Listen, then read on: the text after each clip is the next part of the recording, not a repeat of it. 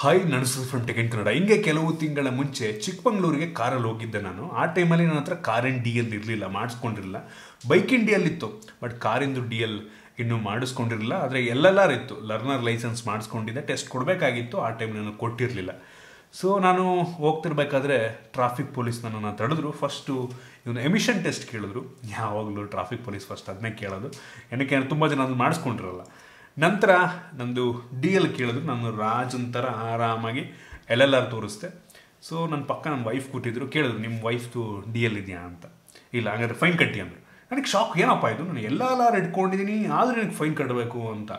ಆಗಲೇ ನನಗೆ ಒಂದು ರೂಲ್ಸ್ ಗೊತ್ತಾಗಿದ್ದು, ನಿಮ್ಮ ಹತ್ರ ಏನಾದರೂ LLR ಇದೆ ಅಂತ ಅಂದರೆ ಬೇಕಲ್ಲಿ ಒಬ್ಬರೇ ನೀವು ಕಾರ್ ಓಡಿಸ್ಕೊಂಡು ಹೋಗಿಲ್ಲ. LLR ಇದ್ದರೆ ನಿಮ್ಮ ಪಕ್ಕ ಯಾರಾದರೂ ಒಬ್ಬರು ಡಿ ಎಲ್ ಇರೋರು ಕೂತ್ಕೊಬೇಕಾಗತ್ತೆ. ಸೊ ಆಗ ಅದು ಲೀಗಲ್ ಆಗುತ್ತೆ. ನನಗೂ ಆಗಲೇ ಗೊತ್ತಾಗಿದೆ, ಬೇರೆ ಯಾರು ಹೇಳಿರಲಿಲ್ಲ. ಸೊ ನಂಗೆ ಗೊತ್ತು, ನಿಮ್ಮಲ್ಲೂ ತುಂಬ ಜನಕ್ಕೆ ಈ ಒಂದು ವಿಷಯ ಗೊತ್ತಿಲ್ಲ ಅಂತ. ಆಮೇಲೆ 1,000 ರೂಪಾಯಿ ಫೈನ್ ಕೇಳಿದ್ರು, ಕೊಟ್ಟೆ. ಇನ್ನೇನು ತಪ್ಪು ಮಾಡಿದ್ದೀವಲ್ಲ, ಕೊಟ್ಟೆ. ಆಮೇಲೆ ಮನೆಗೆ ಹೋದ್ಮೇಲೆ ಗೊತ್ತಾಗಿದ್ದು ನನಗೆ, ನಾನು ಕಟ್ಟಿದ್ದು 1,000 ರೂಪಾಯಿ ಫೈನು, ಆದರೆ ಆ ಟ್ರಾಫಿಕ್ ಪೊಲೀಸ್ ಕೊಟ್ಟಿದ್ದು 500 ರೂಪಾಯಿಗೆ ಬಿಲ್ಲು. ನೋಡೇ ಇಲ್ಲ. ಸೊ ಈ ರೀತಿ ಒಂದು ಸಣ್ಣ ಸಣ್ಣ ಕೆಲವೊಂದು ರೂಲ್ಸ್ಗಳು ನಮಗೆ ಗೊತ್ತೇ ಇರಲ್ಲ. ನಂಗೆ ಗೊತ್ತು, ನಿಮ್ಮಲ್ಲೂ ತುಂಬ ಜನಕ್ಕೆ ಒಂದು ರೂಲ್ಸ್ ಗೊತ್ತಿರಲಿಲ್ಲ ಅಂತ. ಸೊ ತಲೆಯಿಟ್ಕೊಳ್ಳಿ, LLR ಇದ್ರೂ ಸಹ ನಿಮ್ಮ ಪಕ್ಕ ನೀವು ಕಾರ್ ಓಡಿಸ್ಬೇಕಾದ್ರೆ ನಿಮ್ಮ ಪಕ್ಕ ಒಬ್ಬರು ಡಿ ಎಲ್ ಇರೋರು ಇರಬೇಕಾಗತ್ತೆ.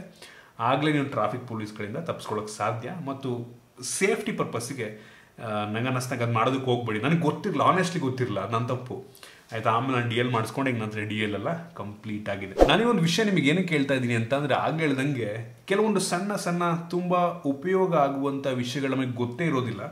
ಫಾರ್ ಎಕ್ಸಾಂಪಲ್, ನಾವು ಒಂದು ಏರ್ಪೋರ್ಟ್ಗೆ ಹೋಗ್ತೀವಿ. ಸೊ ಏರ್ಪೋರ್ಟ್ಗೆ ಹೋದಾಗ ನಮ್ಮ ಐಡೆಂಟಿಟಿ ಪ್ರೂಫ್ ಒಬ್ರಿಗೆ ತೋರಿಸ್ಬೇಕಾಗುತ್ತೆ. ನಾವೇ ಏನು ಟಿಕೆಟ್ ಬುಕ್ ಮಾಡಿದ್ದೀವಿ ಅದರಲ್ಲಿರುವಂಥ ಹೆಸರು ಮತ್ತು ನಾವು ಇಬ್ಬರು ಒಬ್ಬರೇ ಅಂತ ಒಂದು ಪ್ರೂಫ್ಗೋಸ್ಕರ ನಿಮ್ಮ ಐಡೆಂಟಿಟಿ ಪ್ರೂಫ್ ಕೇಳ್ತಾರೆ.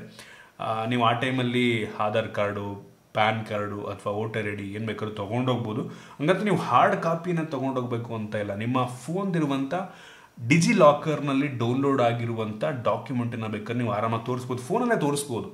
ಸೊ ಅದನ್ನು ನಾವು ರೆಫ್ಯೂಸ್ ಮಾಡೋಂಗಿಲ್ಲ. ಇಲ್ಲ, ನಾವು ಫೋನಲ್ಲಿ ಆ ರೀತಿ ತೊಗೊಳ್ಳಲ್ಲ, ನೀವು ಒರಿಜಿನಲ್ ಡಾಕ್ಯುಮೆಂಟೇ ತೊಗೊಂಬನ್ನಿ ಅಂತ ಅವ್ರು ಅನ್ನೋಂಗಿಲ್ಲ.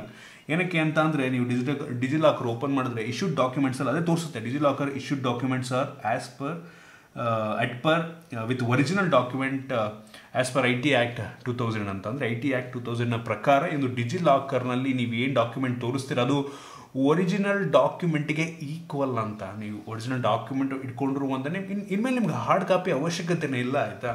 ನೀವೇ ಗೌರ್ಮೆಂಟ್ ಆಫೀಸ್ಗೆ ಹೋಗ್ತೀರಾ, ಅವ್ರು ಕೇಳೋಂಗಿಲ್ಲ. ಮೊನ್ನೆ ಒಂದು ಸಲ ನಂಗೆ ಇದೇ ರೀತಿ ಒಂದು ಎಕ್ಸ್ಪೀರಿಯನ್ಸ್ ಆಯಿತು, ಆಯಿತಾ. ಒಂದು ಗೌರ್ಮೆಂಟ್ ಆಫೀಸಿಗೆ ಹೋಗಿದ್ದೆ ನಾನು. ಅವರು ದುಡ್ಡು ಮಾಡೋದಕ್ಕೆ ಹಿಂಗೆಲ್ಲ ಇದು ಮಾಡ್ತಾರೆ ಅಂತ ಅಂದರೆ, ನಾನು ಒರಿಜಿನಲ್ ಡಾಕ್ಯುಮೆಂಟ್ ತೊಗೊಂಡು ಹೋಗಿರಲಿಲ್ಲ. ತೋರಿಸಿದ್ರು ವೆರಿಫೈ ಮಾಡೋದಕ್ಕೆ. ಅಟೆಸ್ಟ್ ಎಲ್ಲ ಮಾಡಿಸಿದ್ದೆ. ಹಾರ್ಡ್ ಕಾಪಿದು ಜೆರಾಕ್ಸ್ ಕೂಡ ಇತ್ತು, ಜೆರಾಕ್ಸ್ ಕೊಡಬೇಕಾಗಿದ್ದು ಕೊಟ್ಟಿದ್ದೆ. ಒರಿಜಿನಲ್ ಡಾಕ್ಯುಮೆಂಟ್ ಕೊಡಿ, ನೀವು ಒರಿಜಿನಲ್ ನಾನು ತೊಗೊಂಡೋಗಿಲ್ಲ. ಒರಿಜಿನಲ್ ಡಾಕ್ಯುಮೆಂಟ್ ತೋರಿಸಿ ಅಂತ ನಾನು ನನ್ನ ಫೋನಲ್ಲಿ ತೋರಿಸ್ದೆ. ಇಲ್ಲ ಇದು ಆಗಲ್ಲ, ನೀವು ಒರಿಜಿನಲ್ ಡಾಕ್ಯುಮೆಂಟ್ ಏನಕ್ಕಾಗಲ್ಲ. ನಾನು ಆಮೇಲೆ ಅವ್ರ ಹತ್ರ ಸ್ವಲ್ಪ ವಾದ ಮಾಡಿದ್ಮೇಲೆ ಅವ್ರು ಒಪ್ಕೊಂಡ್ರು, ಆಯಿತಾ. ದುಡ್ಡನ್ನು ಮಾಡೋದಕ್ಕೆ ಯಾವ ರೀತಿಯೆಲ್ಲ ಅವರು ಏನು ಹುಡ್ಕೋತಾರೆ ಅಂತ ಅಂದರೆ, ಅವ್ರು ಡೈರೆಕ್ಟಾಗಿ ಕೇಳೋದಲ್ಲ. ಯಾರೊಬ್ಬರು ಸರ್ವೆಂಟ್ ಇದ್ದರು. ನೋಡಿ ಏನು ಮಾಡ್ತೀರ ನೋಡಿ, ಸರ್ವೆಂಟ್ ಕೇಳ್ತಾನಿದ್ದು ಹಿಂಗೆ ಇಂಡೈರೆಕ್ಟಾಗಿ, ನೋಡಿ ಏನು ಮಾಡ್ತೀರ ನೋಡಿ, ಇದು ತರಬೇಕು ನೀವು ಒರಿಜಿನಲ್ ಡಾಕ್ಯುಮೆಂಟ್, ಏನು ಮಾಡ್ತೀರ ನೋಡಿ, ಸರ್ವೆಂಟ್ ಅಂತಲೇ ಪಕ್ಕ ಇರೋನು ತಿರ್ಕೊಳ್ಳಿ ಅಂದ್ಬಿಟ್ಟು. ನಾನು ಆಮೇಲೆ ಇದು ಮಾಡಲಿಲ್ಲ. ಸೊ ಹಂಗೆ. ಸೊ ಈ ರೀತಿ ಗೌರ್ಮೆಂಟ್ ಆಫೀಸ್ಗಳಲ್ಲಾಗುತ್ತೆ. ಸೊ ತಲೆಗೆಡ್ಸ್ಕೊಂಬಿಡಿ, ಇದನ್ನೇ ಒರಿಜಿನಲ್ ಡಾಕ್ಯುಮೆಂಟ್ ರೀತಿ ನೀವು ತೋರಿಸಿದ್ರೆ ಸಾಕು, ನೀವು ಹಾರ್ಡ್ ಕಾಪಿನ ಇಟ್ಕೊಂಡು ಹೋಗೋ ಅವಶ್ಯಕತೆ ಇಲ್ಲ. ಮತ್ತು ಈ ಒಂದು ಡಿಜಿಲಾಕರ್ದು ಒಂದು ಅಡ್ವಾಂಟೇಜ್ ಏನಪ್ಪ ಅಂದರೆ, ಲಿಟ್ರಲಿ ನಿಮ್ಮ ಪ್ರತಿಯೊಂದು ಡಾಕ್ಯುಮೆಂಟ್ ಇದನ್ನು ಡೌನ್ಲೋಡ್ ಮಾಡ್ಕೊಬೋದು. ಆಧಾರ್ ಕಾರ್ಡು, ಡ್ರೈವಿಂಗ್ ಲೈಸೆನ್ಸು, ನಿಮ್ಮ ಕಾರ್ ಅಥವಾ ಬೈಕಿಂದ ಇನ್ಶೂರೆನ್ಸ್ ಪಾಲಿಸಿ ಕೂಡ ಡೌನ್ಲೋಡ್ ಮಾಡ್ಕೊಬೋದು. ಮತ್ತು ವೆಹಿಕಲ್ ರಿಜಿಸ್ಟ್ರೇಷನ್ ಪ್ರತಿಯೊಂದು ಕೂಡ, ಆಯಿತಾ. ನೀವು ವೆಹಿಕಲಲ್ಲಿ ಏನೇನು ಡಾಕ್ಯುಮೆಂಟ್ ಇಟ್ಕೋತಿರೋ ಅವಶ್ಯಕತೆನೇ ಇಲ್ಲ. ಸೊ ಈ ಒಂದು ಮೊಬೈಲ್ ಅಪ್ಲಿಕೇಶನ್ ಇದ್ದರೆ ನೀವು ಇಂಟರ್ನೆಟ್ಟು ಬೇಕಾಗಿಲ್ಲ, ಒಂದ್ಸಲ ಡೌನ್ಲೋಡ್ ಮಾಡಿಕೊಂಡ್ರೆ ಆರಾಮಾಗಿ ಅದರಲ್ಲೇ ಇರುತ್ತೆ. ಸೊ ನಿಮ್ಮ ಡಾಕ್ಯುಮೆಂಟನ್ನು ಕೂಡ ಇದರಲ್ಲೇ ಡ್ರೈವಿಂಗ್ ಬೇಕಾದ್ರೆ ಅಪ್ಲೋಡ್ ಮಾಡ್ಕೊಬೋದು. ಸೊ ತುಂಬ ಯೂಸ್ ಆಗುತ್ತೆ ಒಂದು ಅಪ್ಲಿಕೇಶನ್ನು. ಜೊತೆಗೆ ರೀಸೆಂಟಾಗಿ ಒಂದು ಡಿಜಿಲಾಕರು ವಾಟ್ಸಾಪ್ ಆಕ್ಸೆಸ್ನ ಕೂಡ ನೀಡ್ತಾರೆ. ಒಂದು ವಾಟ್ಸಾಪ್ನಲ್ಲೇ ನಿಮ್ಮ ಡಾಕ್ಯುಮೆಂಟನ್ನು ನೀವು ಡೌನ್ಲೋಡ್ ಮಾಡ್ಕೊಬೋದು. ಸೊ ಸೂಪರ್ ವಿಷಯ. ನೀವು ಜಸ್ಟ್ ವಾಟ್ಸಾಪಲ್ಲಿ ಹಾಯ್ ಅಂತ ಅವ್ರಿಗೆ ಮೆಸೇಜ್ ಮಾಡಿದ್ರೆ ಅಲ್ಲಿ ನಿಮಗೆ ಮೆನ್ಯೂ ತೋರಿಸ್ತಾ ಸ್ಕ್ರೀನ್ಶಾಟ್ಸನ್ನು. ಸೊ ಹಾಯ್ ಅಂತ ಮೆಸೇಜ್ ಮಾಡಿ, ನಂತರ ಅದು ನಿಮ್ಮದು ಆಧಾರ್ ಕಾರ್ಡು ನಂಬರ್ ಕೇಳುತ್ತೆ, ಆಮೇಲೆ OTP ನಂಬರ್ ಕೇಳುತ್ತೆ. ಅದನ್ನು ಟೈಪ್ ಮಾಡಾದ್ಮೇಲೆ ನೀವು ಯಾವ ಡಾಕ್ಯುಮೆಂಟು ಡಿಜಿಲಾಕರ್ ಇರುತ್ತೆ, ಸೊ ಅದನ್ನು ಆರಾಮಾಗಿ ವಾಟ್ಸಪ್ ಮುಖಾಂತರ ಡೌನ್ಲೋಡ್ ಮಾಡ್ಕೊಬೋದು.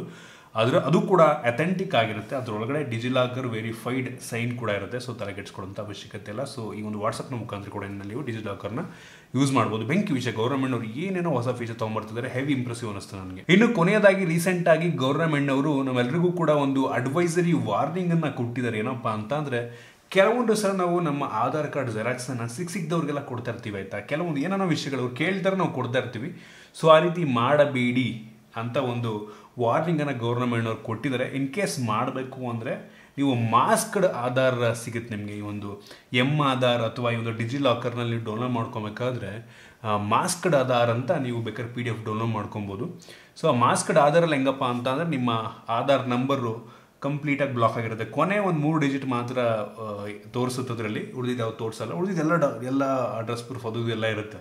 ಜಸ್ಟ್ ನಿಮ್ಮ ಆಧಾರ್ ನಂಬರು ಮಾಸ್ಕ್ ಆಗಿರುತ್ತೆ, ಅಂದರೆ ಆಧಾರ್ ನಂಬರ್ ಕ್ರಾಸ್ ಆಗಿರುತ್ತೆ, ತೋರಿಸ್ತಾ ಇರಲ್ಲ. ಸ್ಯಾಂಪಲ್ ನಿಮಗೆ ನಾನು ತೋರಿಸ್ತಾ ಇದ್ದೀನಿ. ಆ್ಯಕ್ಚುಲಿ ಮಾಸ್ಕ್ಡ್ ಮತ್ತು ಒರಿಜಿನಲ್ ಆಧಾರು ಮತ್ತು ಮಾಸ್ಕ್ಡ್ ಆಧಾರ್ ಹೆಂಗಿರುತ್ತೆ ಅಂತ ನೀವೇ ನೋಡ್ಬೋದು. ಸೊ ನೆಕ್ಸ್ಟ್ ಟೈಮಿಂದ ಈ ರೀತಿ ಯಾರಿಗಾರು ಆಧಾರ್ ಕೊಡಬೇಕಾದ್ರೆ ಸೊ ಮಾಸ್ಕ್ಡ್ ಆಧಾರ್ ಡೌನ್ಲೋಡ್ ಮಾಡಿಕೊಂಡು ಅಥವಾ ಜೆರಾಕ್ಸ್ ಮಾಡಿಕೊಂಡು ಕೊಟ್ಟರೆ ತುಂಬ ಒಳ್ಳೇದು ನಂಗೆ ಅನ್ನಿಸ್ತಂಗೆ. ಈ ಮಾಸ್ಕ್ಡ್ ಆಧಾರ್ನ ಕೂಡ ನೀವು ಆಗಲೇ ನನಗೆ ಆಧಾರ್ ಅಥವಾ ಈ ಒಂದು ಡಿಜಿಲಾಕರ್ನ ಡೌನ್ಲೋಡ್ ಮಾಡ್ಕೊಬೋದು. ಸೊ ಇದಿಷ್ಟು ಕೆಲವೊಂದು ವಿಷಯಗಳು ನಾನು ನಿಮಗೆ ತಿಳಿಸ್ಕೊಡ್ಬೇಕು ಅಂತ ಅಂದ್ಕೊಂಡಿದ್ದು. ತುಂಬ ಜನಕ್ಕೆ ಈ ಒಂದು ವಿಷಯ ಗೊತ್ತೇ ಇರಲ್ಲ, ಆಯಿತಾ. ಸೊ ದಯವಿಟ್ಟು ಪ್ರತಿಯೊಬ್ಬರಿಗೂ ಶೇರ್ ಮಾಡಿ. ನಿಮಗೆ ಗೊತ್ತಿದ್ರೆ ತುಂಬ ಖುಷಿ ವಿಷಯ, ಗೊತ್ತಿಲ್ಲದವ್ರಿಗೆ ಇದನ್ನು ಫಾರ್ವರ್ಡ್ ಮಾಡಿ ಅಥವಾ ನೀವೇ ಹೋಗ್ಬಿಟ್ಟು ಹೇಳಿ. ಸೊ ಈ ರೀತಿ ಮಾಡ್ಕೊಬೋದು, ಒರಿಜಿನಲ್ ಡಾಕ್ಯುಮೆಂಟ್ ಅವಶ್ಯಕತೆ ಇಲ್ಲ ಅಂತ. ಸೊ ನಿಮಗೆ ಈ ಒಂದು ವಿಡಿಯೋ ಯೂಸ್ಫುಲ್ ಆಗಿತ್ತು, ಕೆಲವೊಂದು ಹೊಸ ವಿಷಯ ತಿಳ್ಕೊಂಡಿದ್ರೆ ಅಂತ ಅನ್ಕೋತೀನಿ. ದಯವಿಟ್ಟು ಲೈಕ್ ಮಾಡಿ, ಶೇರ್ ಮಾಡಿ. ಇದೇ ರೀತಿ ನಮ್ಮ ಬೇರೆ ವಿಡಿಯೋ ನಮ್ಮ tech in Kannada YouTube subscribe ಮಾಡ್ಕೊಂಡಿಲ್ಲ ಅಂದರೆ ಈಗಲೇ ಸಬ್ಸ್ಕ್ರೈಬ್ ಮಾಡ್ಕೊಳ್ಳಿ ಮತ್ತು ಬೆಲ್ ಐಕನ್ ಕೂಡ ಕ್ಲಿಕ್ ಮಾಡ್ಬೋದು. ಸಿಗೋಣ ವಿಡಿಯೋದಲ್ಲಿ.